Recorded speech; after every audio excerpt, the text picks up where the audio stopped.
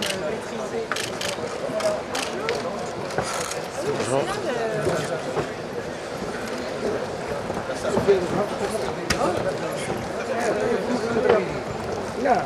Alors c'est où cette interview? On va où là? Ici, un peu là-bas.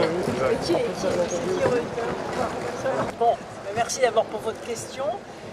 Je vais commencer par mon arrivée à la salle de presse. C'est très important la presse parce que c'est grâce aux journalistes, aux reportages, que tout le monde va se sentir concerné par le combat sur le climat. C'est si tout le monde agit ensemble dans la même direction, pas seulement les États, mais aussi les villes, les territoires, les entreprises, les associations et surtout les citoyens, pour qu'ils aient l'information. Vous savez, quand on sait, on peut agir. Quand on ne sait pas, on ne peut pas agir. Et donc là, comme dans la mesure où il y a maintenant une urgence climatique et une urgence de l'action, il y a un besoin de démultiplier l'efficacité de ces actions. Il est donc très important d'aller au contact des médias parce que vous êtes justement les médiateurs des objectifs que nous recherchons à atteindre et des actions opérationnelles qui seront mises en place dans tous les pays du monde. Merci d'être présent et de relayer vraiment tout ce qui se fait ici, parce qu'il y a un fourmillement d'initiatives, d'actions opérationnelles, et c'est très important que chacun puisse s'en saisir. C'est ce que j'appelle la citoyenneté climatique. Parce que ça concerne les citoyens, ce sont les citoyens qui sont victimes, et notamment dans les pays les plus pauvres, et par conséquent, ce sont eux aussi qui doivent être bien informés. Alors sur la question de la ratification, vous savez que nous en sommes à 103 pays, nous sommes presque à 70% des émissions, que l'Australie a rejoint aussi, le Canada, etc., les grands pays. Et aujourd'hui, je pense que du coup cet accord est irréversible, mais chaque fois qu'il y a une nouvelle ratification, ça nous donne des obligations supplémentaires.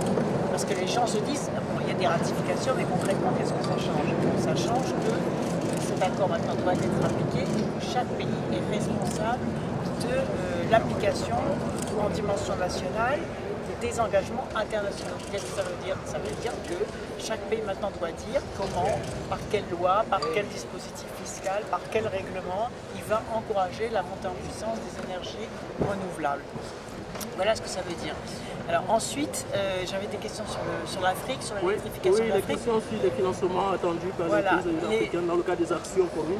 Les financements sont sur la table, ils sont en place. C'est la question que vous posiez. Donc les 100 milliards qui ont été promis à Copenhague sont mis en place puisque l'OCDE vient de faire un rapport qui montre que ces financements sont sur la table. Ils sont sur la table. Normalement, c'était pour 2020 et on voit qu'il y a une mobilisation des financements privés qui rejoignent les financements publics. Et donc les 100 milliards de crédits qui doivent être mis sur la table pour financer les transitions énergétiques sont disponibles. Sur l'Afrique, il y a un fonds plus particulier, puisqu'il y avait 10 milliards de dollars qui ont été promis lors de la conférence de Paris sur le climat. Ces 10 milliards de dollars aussi sont sur la table et, comme vous le savez, le 16, ça va être une grande journée africaine, puisqu'à l'initiative du Maroc, il y a un sommet des chefs d'État africains auquel le président de la République française va participer, qui va permettre de définir quels sont les premiers projets financés à partir de ce nouveau fonds. En ce qui concerne l'injustice environnementale et climatique, en ce qui concerne la justice climatique, qui était le thème de mon intervention, de mon discours, lors de la transition, lors du passage de flambeau de la COP 21 à la COP 22, la justice climatique, c'est le cœur du combat climatique. Pourquoi? Parce que les pays les plus pauvres et les plus chauds sont ceux qui subissent le plus durement le réchauffement climatique, mais qui ne sont pas à l'origine de ce réchauffement climatique. Donc la justice, si on veut qu'ils renoncent aux énergies fossiles, c'est de leur donner la possibilité d'accéder aux énergies renouvelables, soit avec des transferts financiers, soit avec des transferts technologiques, soit avec des transferts de savoir-faire et des fonds spécifiques. C'est justement l'enjeu essentiel de cette COP22 qui est une COP africaine. Et l'électrification de l'Afrique est une priorité de la COP22. C'est l'objet aussi du rapport que j'ai déposé au secrétariat général des Nations Unies pour justement faire l'inventaire. Il y a 240 projets maintenant qui ont été identifiés.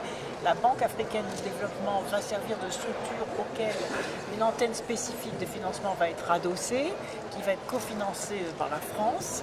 Ces crédits sont déjà mis en place et donc cette antenne peut fonctionner, sélectionner les projets, accompagner l'ingénierie des différents projets qui vont se déployer sur le territoire africain. Mon engagement est très fort sur l'Afrique depuis des années depuis ma naissance, si j'ose dire.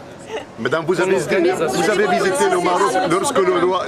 Dites-moi un petit peu plus sur parce que depuis très longtemps je plaide pour cette justice climatique, déjà dans ma campagne présidentielle de 2007, à un moment où personne ne parlait de réchauffement climatique ni d'enjeux sur l'Afrique. Moi, ça faisait déjà partie de mon programme présidentiel. Ensuite, parce que je l'ai concrètement mis en place à la tête de la région Poitou-Charentes, que j'ai présidé pendant 10 ans. J'ai mis en place des coopérations décentralisées avec l'Afrique, avec des régions du Sénégal, où on a mis en place l'énergie solaire dans les villages, les fours à combustion lente pour consommer moins de bois, le développement de l'agro-agriculture avec des élevages de chèvres, etc.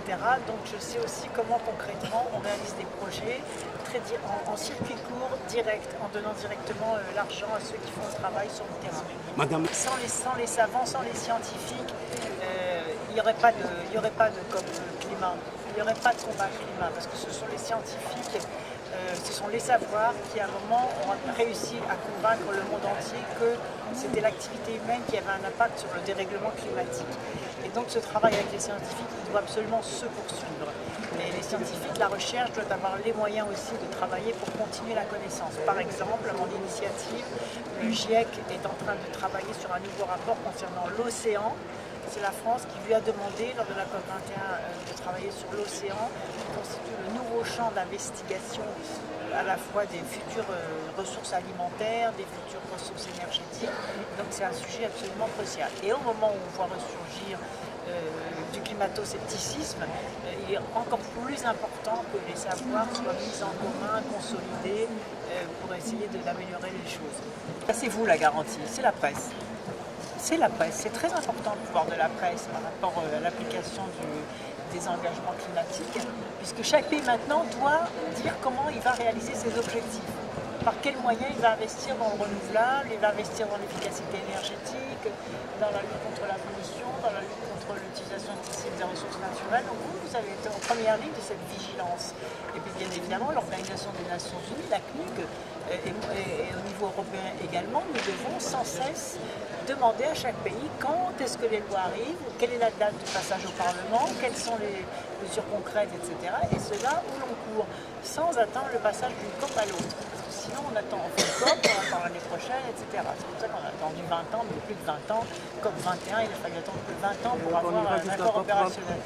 Donc il faut que ce soit au jour le jour, en flux continu, si j'ose dire, que les pays soient vraiment sommés d'une certaine façon de dire comment ils avancent. Mais comme c'est leur intérêt aussi, c'est l'intérêt des pays d'investir dans la croissance verte, moi je pense que les choses vont aller sans qu'il soit nécessaire de les contraindre. C'est aussi que le Maroc avait lancé les premiers Green Bonds, et ça c'est une grande première mondiale, et ça c'est une excellente chose. Et le Maroc fait tout pour être exemplaire en accueillant la COP22, et je crois que vraiment les actions sont au rendez-vous de cette ambition climatique. Votre réaction après l'élection de Trump, on sait qu'il n'était pas d'accord avec la COP21.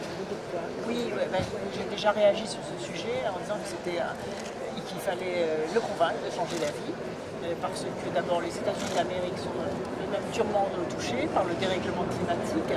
On le voit avec les inondations, on le voit avec les typhons, on le voit avec les incendies en Californie, etc. Donc personne ne peut nier l'impact du réchauffement climatique.